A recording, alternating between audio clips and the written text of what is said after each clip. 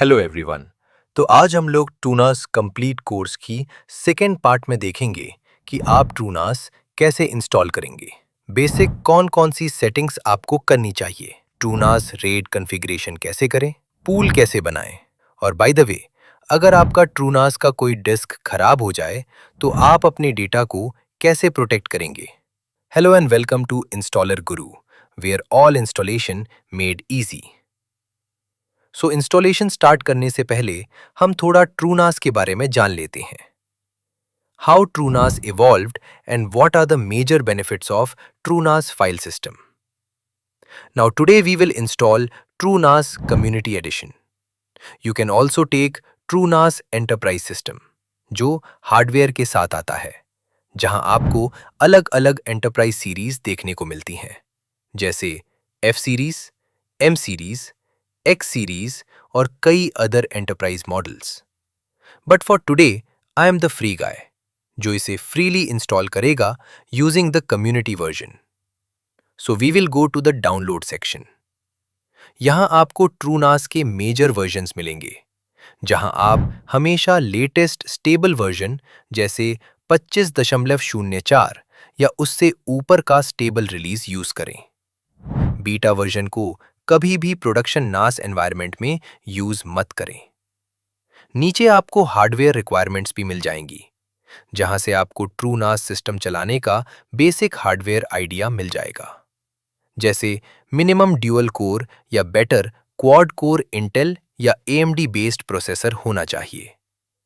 RAM के लिए ट्रूनास officially 8 gigabyte recommend करता है, लेकिन आपको बेटर परफॉर्मेंस 16 गीगाबाइट रैम पर मिलेगी, क्योंकि ट्रूनास ZFS फाइल सिस्टम यूज करता है और ZFS को मेमोरी काफी पसंद होती है। ट्रूनास लिनक्स बेस्ड OS आर्किटेक्चर पर काम करता है और इसे इंस्टॉल करने के लिए कम से कम 20 गीगाबाइट SSD रिक्वायर्ड होती है, जहां आपका मेन ट्रूनास OS इंस्टॉल होगा। अब आते हैं डॉक्यूमेंटेशन यानी पढ़ाई लिखाई की तरफ। ट्रूनास डॉक्यूमेंटेशन हब के अंदर आपको ट्रूनास के बारे में पूरी जानकारी मिल सकती है। इवन इसके अंदर AI सर्च भी अवेलेबल है, जहां आप डायरेक्ट ट्रूनास के बारे में क्वेश्चंस पूछ सकते हैं। Now let's install it. हम 25.04 स्टेबल वर्जन को डाउनलोड करेंगे। ये लगभग 2 गीगाबाइट की .iso फाइल होती है। अब आपको क्या करना है, इस ISO फाइल को एक बूटेबल OS की तरह पेन ड्राइव या DVD में रेडी करना है। आप रूफस जैसे टूल की हेल्प ले सकते हैं to create a bootable pen drive. Demo के लिए हम लोग एक वर्चुअल कंप्यूटर यूज करेंगे। मैं यूज कर रहा हूं 4 core CPU, 8 GB RAM, 4 disks जिसमें 2 गुणा 64 GB डिस्क्स और 2 गुणा 250 GB डिस्क्स। नाउ हम लोग VM मशीन को स्टार्ट करते हैं और चूज करते हैं इंस्टॉल/अपग्रेड ऑप्शन को और एंटर प्रेस करते हैं। अब ये हमें डिस्क सिलेक्शन ऑप्शन पर ले जाएगा, जहां हम 64 गीगाबाइट वाला डिस्क यूज करेंगे ट्रूनास OS इंस्टॉलेशन के लिए, और बाकी 250 गीगाबाइट डिस्क्स हम बाद में कॉन्फ़िगर करेंगे for data storage only. Disk selection के लिए कीबोर्ड में आप स्पेस बार का यूज कर सकते हैं, देन हिट एंटर। अब ये आपको एक जनरल वार्निंग देगा कि सिलेक्टेड डिस्क का करंट डेटा पूरी तरह इरेज हो जाएगा। अब हमारे पास वेब UI ऑथेंटिकेशन मेथड पूछ रहा है, जहां 2 ऑप्शन है, एक इंस्टॉलेशन से पहले और दूसरा इंस्टॉलेशन के बाद। हम लोग अभी सिर्फ इंस्टॉलेशन करेंगे, ऑथेंटिकेशन बाद में करेंगे। सो हम दूसरा ऑप्शन चूज करेंगे एंड एंटर बटन प्रेस करेंगे और बूम, आपकी इंस्टॉलेशन स्टार्ट हो चुकी है। ये ऑटोमेटिकली सारे सेटअप करेगा, जैसे डिस्क चेक करना, फॉर्मेटिंग करना और OS इंस्टॉल करना। Now you can see my installation is done. अब हम इस मशीन को रीस्टार्ट करेंगे। ट्रूनास कंप्लीट इंस्टॉलेशन के बाद आपके पास एक सिंपल कंसोल आएगा आपके नास सिस्टम के मॉनिटर पर, जहां आपको ट्रूनास सिस्टम का IP एड्रेस मिलेगा। इसी IP को आपको अपने लोकल सिस्टम के ब्राउजर के URL में ओपन करना है। एंड नाउ आपके पास TrueNAS सिस्टम का लॉगिन स्क्रीन आ गया है, जहां फर्स्ट टाइम के लिए एक पासवर्ड सेट करना है।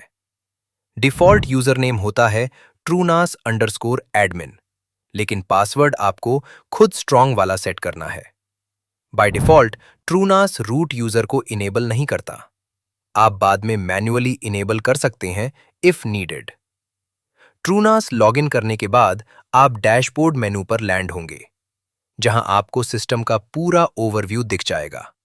राइट हैंड अपर मेनू में यूजर इंफॉर्मेशन और अदर डिटेल्स मिल जाएंगी, और लेफ्ट साइड मेनू में आपको पूरा TrueNAS सिस्टम मैनेज करने का ऑप्शन मिलेगा, जो हम इस पूरे कोर्स के अंदर स्टेप बाय स्टेप सीखेंगे।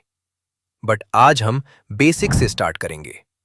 तो सबसे पहले हम सिस्टम की कुछ बेसिक सेटिंग्स सेट करेंगे और थोड़ा सा UI और सिक्योरिटी को इंप्रूव करेंगे। मुझे लाइट थीम सेट करनी है, और अभी मेरा TrueNAS वेब UI HTTP में खुल रहा है। मैं इसे HTTP to HTTPS redirect option को ऑन करूंगा। इससे TrueNAS UI एक बार रीस्टार्ट होगा और HTTPS में सिक्योर तरीके से खुलने लगेगा। नेक्स्ट सेटिंग हम लोग करेंगे टाइम जोन। लोकलाइजेशन ऑप्शन के अंदर आपको अपना टाइम जोन सेट करना है। मैं यहां डेट एंड टाइम फॉर्मेट भी अपने अकॉर्डिंग चेंज करूंगा। एक बहुत इंपॉर्टेंट सेटिंग जो आपको हमेशा सेव करके रखनी चाहिए, जनरल सेटिंग्स, मैनेज कॉन्फ़िगरेशन। इसके अंदर आपका पूरा TrueNAS कॉन्फ़िगरेशन बैकअप रहता है, जिसे आप डाउनलोड करके सेफ जगह पर रख सकते हैं। अगर फ्यूचर में सिस्टम इशू हो जाए तो यही बैकअप आपको पूरा कॉन्फ़िगरेशन रिस्टोर करने में हेल्प करेगा। नाउ, अगर आप क्रेडेंशियल सेक्शन के अंदर आएंगे, तो आप यूजर्स और ग्रुप्स क्रिएट या अपडेट कर सकते हैं। TrueNAS के अंदर storage, data set, shares, data protection, network जैसे ऑप्शंस भी आते हैं, लेकिन इनका यूज हम अलग अलग सर्विसेज के साथ सीखेंगे। अभी हम सबसे पहले नेटवर्क सेटिंग्स को चेक करेंगे, जहां आप मल्टीपल नेटवर्क सेटिंग्स मैनेज कर सकते हैं। रेकमेंडेड है कि आप लोकल स्टैटिक IP यूज करें इस NAS के लिए, ताकि ये हमेशा अवेलेबल रहे और सभी यूजर्स इस पर रिलायबली डेटा एक्सेस कर सकें। अगर आप मल्टीपल नेटवर्क यूज करते हैं तो स्टैटिक राउटिंग भी यूज कर सकते हैं। बट आज की वीडियो में हम सबसे पहले डिस्क सेटअप यानी TrueNAS की लैंग्वेज में पूल क्रिएट करेंगे। TrueNAS के अंदर आप मल्टीपल पूल्स बना सकते हैं, तो आज हम एक बेसिक मिरर पूल बनाएंगे। पूल क्रिएट आप डैशबोर्ड के पूल ऑप्शन से भी कर सकते हैं और स्टोरेज मेन्यू के अंदर से भी। पूल बनाने के लिए सबसे पहले पूल नेम देना है और डिसाइड करना है कि ये पूल एन्क्रिप्टेड होगा या अनएन्क्रिप्टेड रहेगा। For this demo I am using encryption और 256 बिट GCM स्टैंडर्ड के साथ आगे बढ़ेंगे। अब यहां आपको अलग अलग ऑप्शंस मिलेंगे टू क्रिएट TrueNAS VDEV। जैसे सर्वर में हार्डवेयर रेड यूज होता है, ठीक उसी तरह TrueNAS आपको ZFS based software red provide करता है। सबसे बेसिक है मिरर, जहां आपकी दो डिस्क्स के अंदर सेम डेटा रहेगा। मतलब हम लोग 250 GB की दो डिस्क्स यूज कर रहे हैं, तो हमें 500 GB नहीं, ओनली 250 GB यूजेबल स्पेस मिलेगा। क्योंकि जब भी आप कोई डेटा इस NAS में रखेंगे, वो हमेशा दोनों डिस्क्स में लिखा जाएगा। अब स्ट्राइप आपको टोटल 500 गीगाबाइट यूज करने देगा, लेकिन कोई रिडंडेंसी नहीं होगी। मतलब अगर कोई भी एक डिस्क खराब हुई तो पूरा डेटा लॉस हो सकता है। इसके अलावा red Z1, red Z2, red Z3 और द रेड Z1 2, 3 जैसे ऑप्शंस भी मिलते हैं, जिनका शॉर्ट डिफरेंस हम नेक्स्ट एडवांस वीडियोस में डिटेल में समझेंगे। नेक्स्ट ऑप्शंस है disc log collection.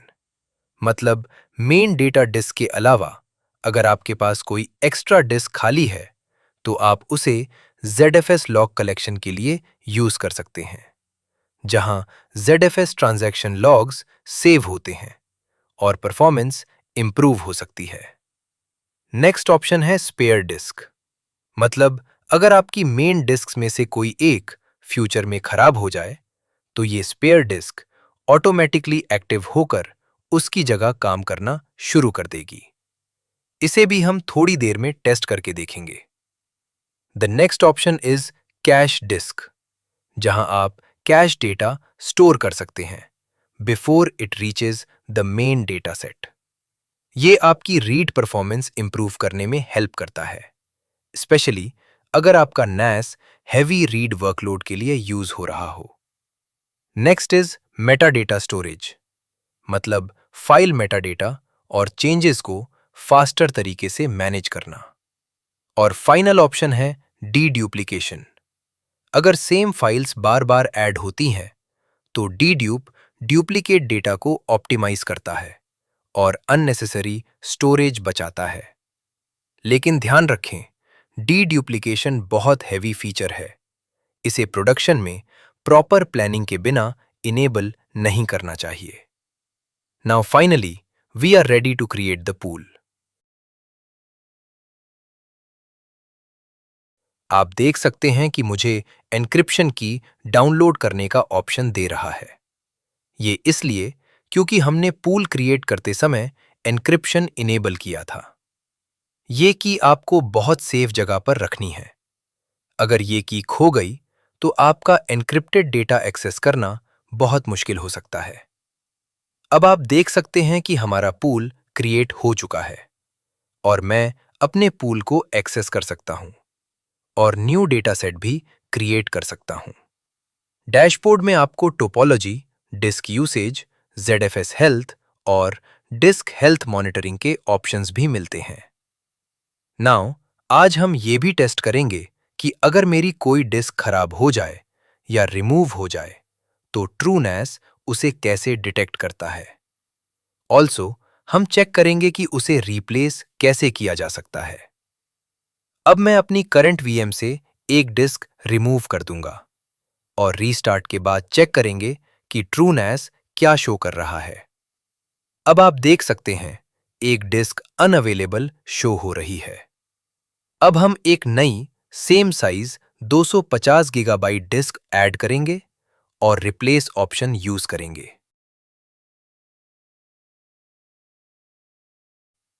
Pool topology के अंदर अनअवेलेबल डिस्क के साथ नई डिस्क रिप्लेस करेंगे।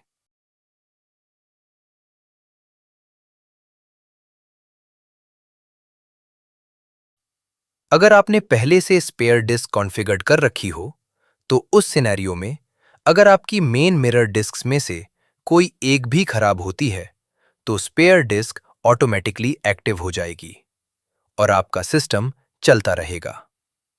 अब मैंने एक और 250 गीगाबाइट डिस्क ऐड की है और पूल सेक्शन में जाकर उसे स्पेयर डिस्क के रूप में असाइन किया है।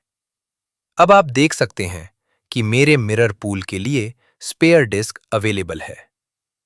अब अगर मैं एक मेन डिस्क रिमूव कर दूं तो backup spare disk automatically main mirror VDEV में ऐड हो जाएगी और TrueNAS आपको वार्निंग देगा कि अब एक नई स्पेयर डिस्क फिर से ऐड करें। For this part this is the end. Next part में हम समझेंगे TrueNAS में डेटा सेट क्या होता है, VDEV को और डिटेल में समझेंगे और साथ ही सीखेंगे Windows based SMB share system कैसे क्रिएट किया जाता है। Till then, take care and happy installation with installer Guru.